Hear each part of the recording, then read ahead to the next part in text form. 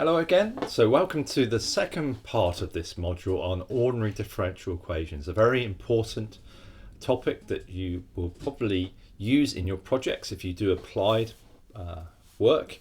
And what we're going to do is we're going to build on what you did last year and extend your understanding.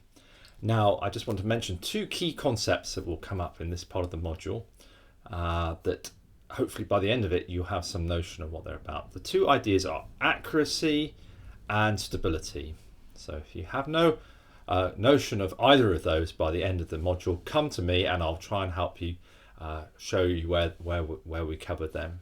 They're the key ideas because there's quite a few details, lots of different schemes, but those are the key concepts. And okay, so to begin with, I'm going to go through some slides here on the right of the screen on ordinary differential equations.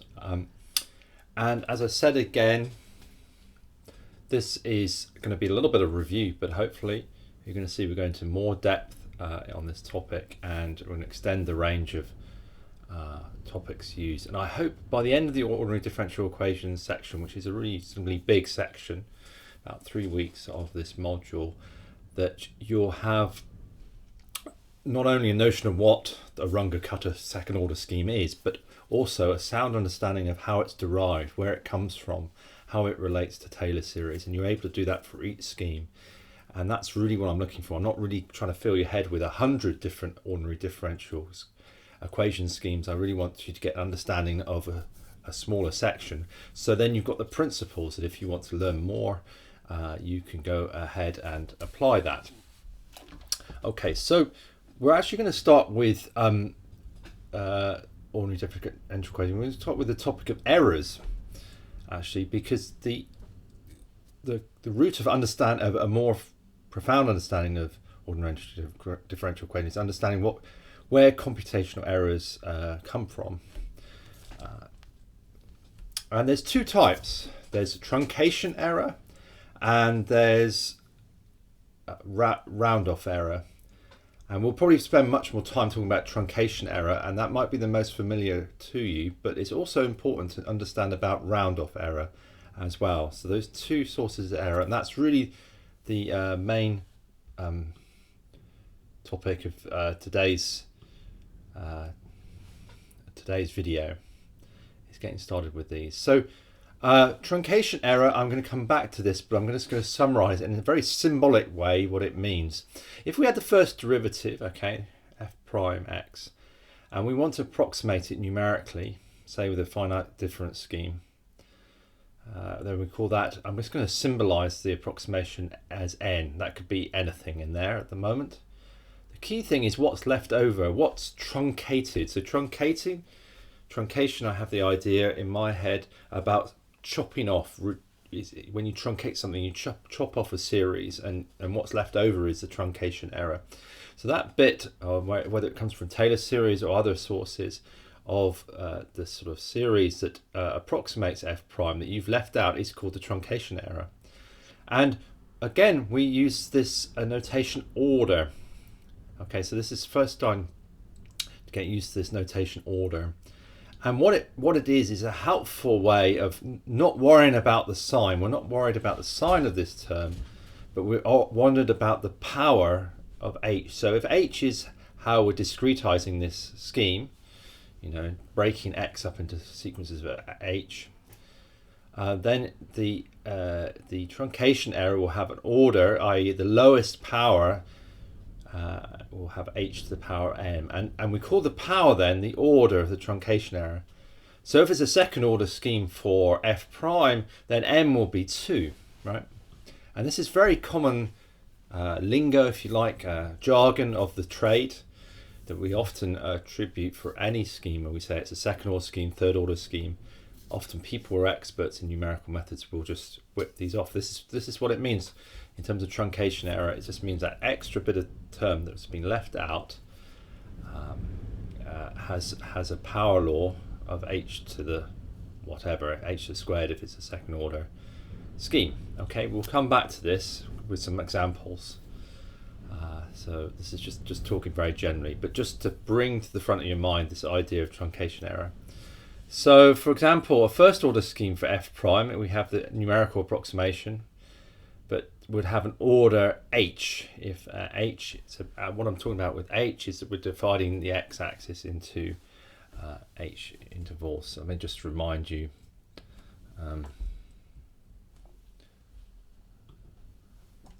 of that. Go to the board.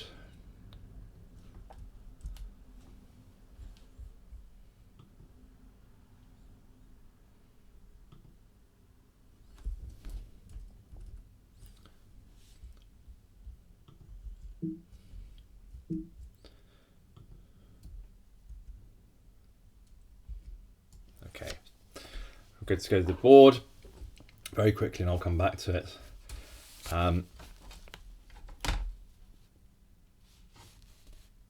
So we're on the topic of truncation error, and the idea with h, of course, is this is your x-axis, and we're dividing x into little chunks, discretizing it with h.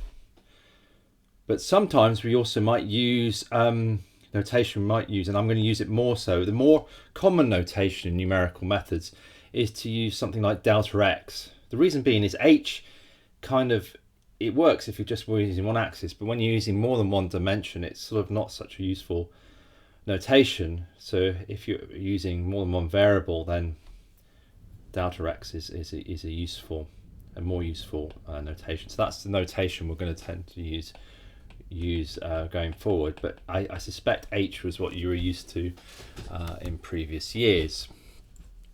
Okay.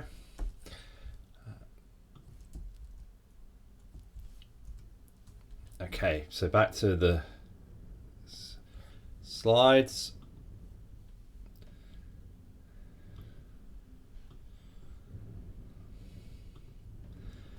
So if you have an f prime, its numerical approximation has order h squared, truncation error, then it's a second order scheme. As simple as that.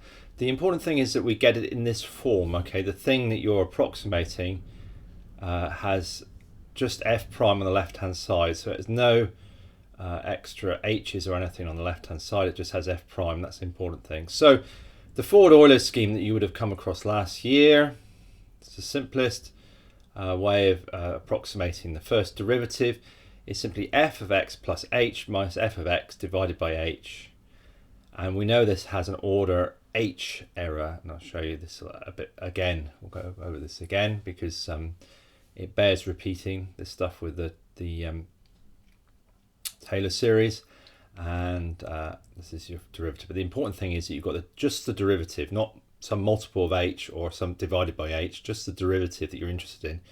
So and the rest is on the right hand side. So then the order is the order of accuracy. That's just the convention, if you like, that you just need to remember. So that's truncation error. So, should be familiar or something we're remembering from last year. The other source of error is to do with the computer itself, and it's called the round-off error, and it's to do with how computers store data. So if you have a number, the most efficient way of storing it in a computer is in this way, and we're going to illustrate this with what's called a 32-bit computer. Don't worry too much about the computer science jargon, but it basically means that the memory is divided up into 32 little slots, 32 bits. Now this is an old-fashioned computer, you know, a 10-year-old computer. Now we're all in the realm of 64-bit computers, but it doesn't really matter. You know, you just make a bigger diagram. The principle is the same. Basically, you have the point is that you have a finite storage of data for each number, and that causes a very small number error. And you might think that doesn't matter, but it does in some circumstances come into its importance. This is why I mention it now. So the way it often is stored on your laptop is that you have a one section of computer memory assigned to the sign. So if it's a 1 and a 0, remember we're binary, okay, then it's plus and a minus, and then exponent, which is I'll show you in a minute, and then the mantissa, which is the thing that goes before the exponent. So an example of this is the form. If you have a sine, you have the mantissa, which is this bit here, and then times 2 to the power of the exponent. Okay. Okay, so you don't necessarily need to remember all the details here, but remember the fact that this is finite, okay? So it's limited by the number of bits. So it will mean that your computer has finite storage. And this is called epsilon often. Okay, I'm just loading up MATLAB just to show you, try and show you what epsilon is on my computer, because you can just type in epsilon. Okay, and that's the smallest number that can be stored in the computer. And you might think, well, compared to the truncation error, normally typical, that's going to be negligible. Well, in general, yes, this is not going to be important. But unfortunately, when we have an unstable numerical method, and this is going to be a key concept in this part of this module, and hopefully started to encounter it last year, but we're going to go into more detail, is so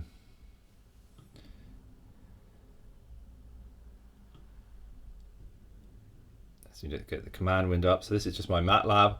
So if I type in EPS in MATLAB, that's going to give me the round off error of this computer. Okay, and it's a very small number, 2 times 10 to the minus 16. So it normally sits there out of the way of your calculations and you don't worry about it.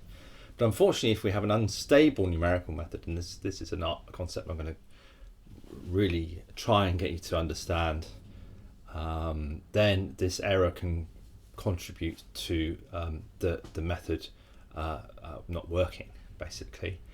And that's why we're mentioning it now. So you've got your two errors. You've got your truncation error, you've got your round off error, and they're the two sort of key things to understand the value of your different numerical methods.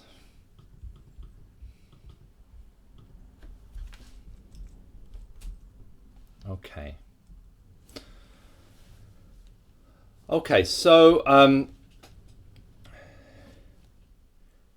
let's come back to this truncation error idea, and I'm going to dwell on this for a bit. I'm conscious that this is revision, but in the past I've found that significant fractions of the class have either forgotten it or value it being revised. So if this is all very easy for you, do hang in there. We will come on to new stuff very soon. But my aim as a university lecturer, I think, is to keep as many people with me for as long as possible, not to try and it. So I'm going to go back over, and there's time to go back over these basics of finite difference schemes, and I may teach it in a slightly different way, that you learn a new angle on the process. So we're going to come back to these. We're going to construct two Taylor series here. Okay, so, and then I'll go to the board. So I'm just going to talk about the Taylor series here. So we're going to still deal with h, approximating f of x plus h and f of x minus h. So these are two little discrete values at either side of x. And if we construct the Taylor series, then we should just be able to write this out. Automatically, you have f of x, f prime of x, f double prime of x, h squared on 2, and then f triple prime of x, h cubed on 6, or 3 factorial, and so on and so forth. And we expand it up until the point that we don't think we'll need any of the extra terms. So here we're going to just use all the terms up to order h4. So order h4 is just terms that are not using. So remember, this order notation does not worry about the notation, it just is worried about the power of h. Equally do f of x minus h, and we can just copy this line above but change the odd derivatives. So the h goes to minus h and h cubed goes to minus h cubed, and otherwise they are the same. I don't like doing too much maths of PowerPoint, so I'm going to go back. This is all written down in your lecture notes, but I'm going to go back to the board now and go through then the next bits of derivation. Okay, so First one we're going to do is we're going to use we're just going to use Taylor series for f of x plus h, which we just had previously, and we're going to rearrange, and we're going to hopefully get our familiar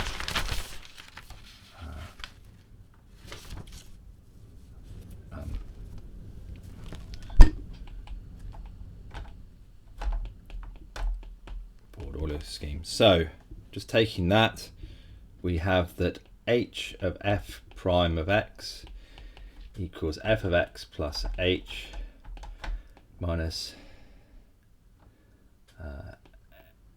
f of x plus h squared on 2 f double prime x, and then let's put the order in. So the order term is going to be h cubed terms.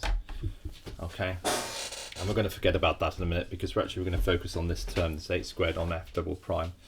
And then that implies that f prime of x equals, and we divide through by h, of course, f of x plus h minus f of x on h plus h, and now obviously we divided through by h, so that becomes h on 2 f double prime x plus whatever terms. Okay, so I'm purposefully writing this out explicitly at the moment for this last term. Let's just rewrite that at the top of the board. F prime f x plus h minus f of x on h, and we have then h on that should be a minus, sorry.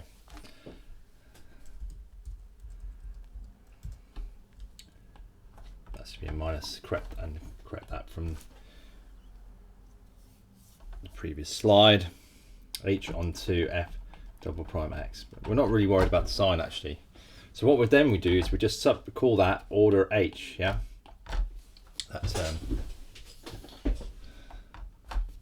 Okay, so that implies that f prime of x is f of x plus h minus f of x on h plus order h. We've got it in its standard form. We've got the derivative on the left hand side with no h's around it. We've got its approximation,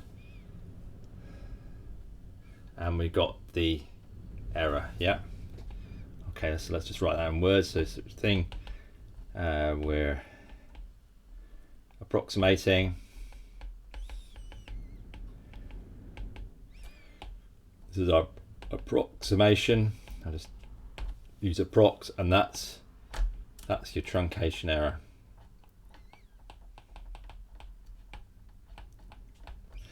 And the key idea is that if you have the higher the order of h, the quicker it goes to 0 as h goes to smaller. So a second order scheme is more accurate than a first order scheme. A third order scheme is more accurate than a second order scheme. Okay, so this is why it's important, very important, because it's then there's a very important label on whatever numerical method you have. Okay, so this is first order, and no surprise, it's the simplest scheme, but it's also the least accurate scheme. So I've already been using this word accuracy lots of times, okay, and it's to do with the error. So I've been using, let me just really highlight these two key terms with ODEs, and I hope you're getting the idea that I'm not trying to blast you with lots of different numerical methods. I'm trying to draw out the key principles of numerical methods that may stay with you, hopefully beyond your degree, that if you ever encounter these in whatever line of work you pursue, you have those principles there. So the two key ideas are that we've got accuracy. So this is the truncation error. And the more difficult, and but we're going to spend a lot of time, is the stability.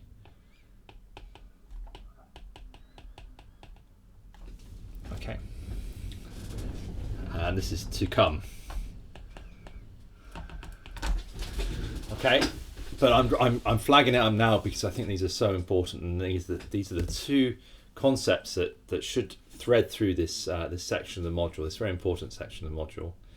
Okay, and this is why we encounter ODEs more than once in numerics courses in this module, because you will use them in your projects as you go forward, and to understand these two ideas is very important. So we've got the accuracy idea, but we've also got the stability, and the stability, don't worry if you have no idea what that is at the moment. I'm just saying this important idea, and when we come to it in detail, make sure you sort of you note it strongly. Okay, so but that last idea was an example of a truncation error. So this is first order or second order, and so forth.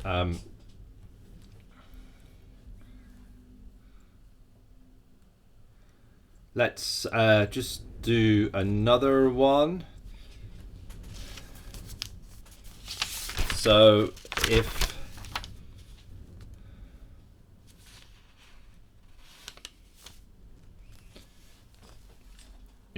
I, instead of just using the one Taylor series, if I sum series for f plus x plus h and f, sorry,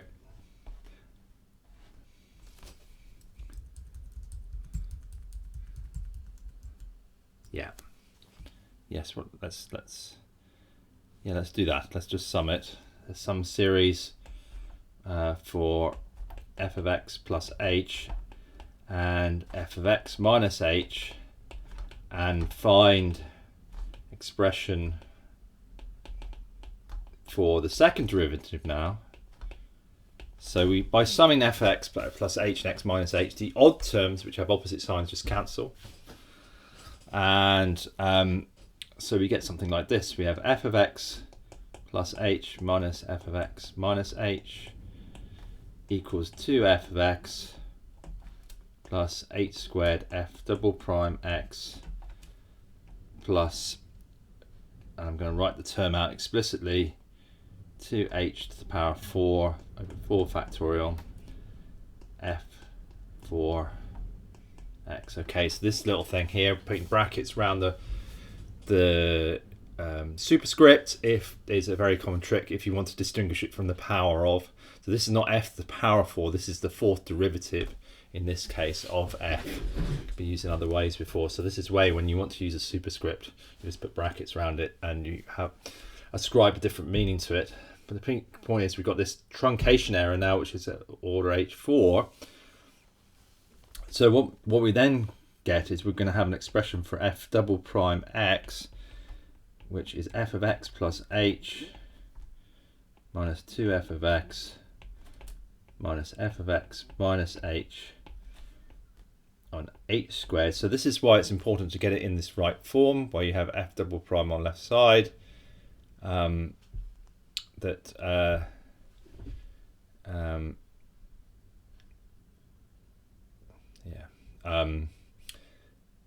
we've got a term here now,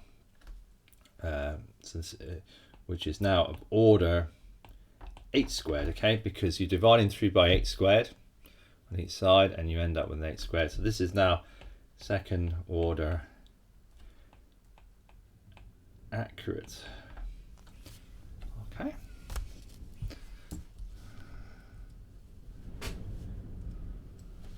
Okay, so this is kind of summarizing what we've got on these pages here. So we've done the first order derivative to first order, and then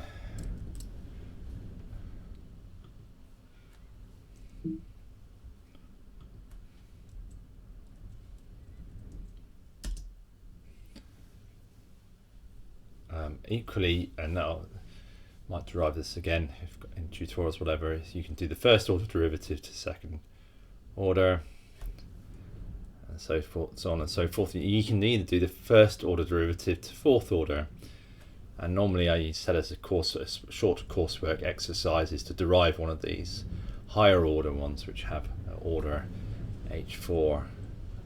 And what we've just done here is the second derivative, where you have x plus h and x minus h, and you have 2f of x in there. And this is often called a Laplacian. It's a very common form, and the coefficients 1, minus 2 and 1 are common components of a matrix that comes up in this sort of problem. So it's worth remembering that. So I hope this is reasonable revision for you, but I've sort of gone back emphasizing that this idea of the truncation error is our idea of accuracy in this module, and then that there's this idea then also of stability, and it's with stability issue that this sort of round off error that's intrinsic to the computer can come in and grow and corrupt the solution, and we'll go into that in more detail. Okay, so I think that's time to stop this video. I'll see you in the next one. Bye for now.